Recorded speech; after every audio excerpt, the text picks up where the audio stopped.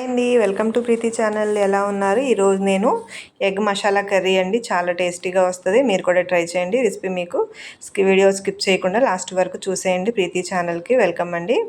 ఇప్పుడు టమాటాస్ ఒక 2, 4 పచ్చిమిర్చి, కొంచెం కొత్తిమీర తీసుకొని మిక్సీ జార్లో స్మూత్గా పేస్ట్ చేసుకోవాలి. 4 కోడిగుడ్లకి నేను చెప్పిన రెసిపీ అండి. 4 కోడిగుడ్లు ముందుగా బాయిల్ చేసుకొని పీల్ ఆఫ్ చేసుకొని చూడండి, ఈ విధంగా కొంచెం మందంగా కట్ చేసుకోవాలి.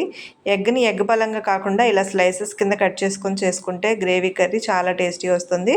మీరు కూడా ట్రై చేయండి. ఇప్పుడు నాన్ స్టిక్ కడాయిలో కొంచెం ఆయిల్ యాడ్ చేసుకొని పసుపు, కొంచెం కారం తీసుకోవాలి. కొంచెం సాల్ట్ యాడ్ చేసుకొని ఈ మిశ్రమాలన్నీ బాగా కలుపుకోవాలి. ఇప్పుడు ఆయిల్ మిశ్రమంలో అంతా కొంచెం కలుపుకున్న తర్వాత ముందుగా మనం స్లైసెస్ కింద కట్ చేసుకున్నాం కదా, ఈ బాయిల్డ్ ఎగ్ అంతా కూడా ఎగ్ పీసెస్ని బాగా ఫ్రై చేసుకోవాలి.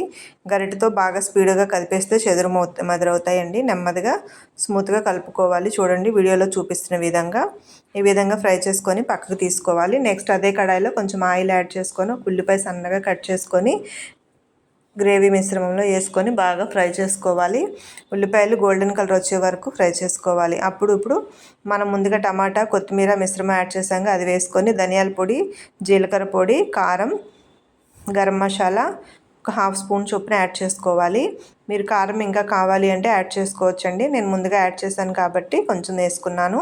ఇప్పుడు ఈ గ్రేవీ అంతా కూడా కొంచెం చిక్కబడుతుంది అనగా ఒక టీ గ్లాస్ అంతా వాటర్ యాడ్ చేసుకొని కర్రీ మిశ్రమం అంతా కూడా ఒకసారి బాగా కలుపుకోవాలి.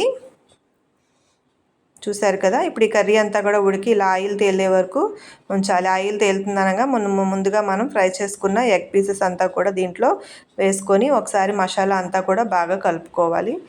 ముఖ్యంగా స్పీడ్గా మాత్రం కలపకూడదండి, మొత్తం చెదురుమదురు అవుతాయి.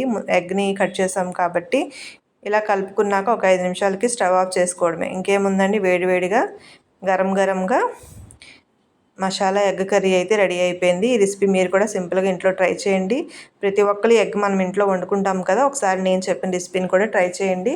ఈ రెసిపీ మీకు ఎలా వచ్చిందో, మీకు ఎలా నచ్చిందో కూడా కామెంట్ చేయండి. మీ ఫ్రెండ్స్కి కూడా షేర్ చేయండి. కొత్తగా చూస్తున్న వాళ్ళైతే please subscribe my channel, like చేయడం మర్చిపోవద్దు.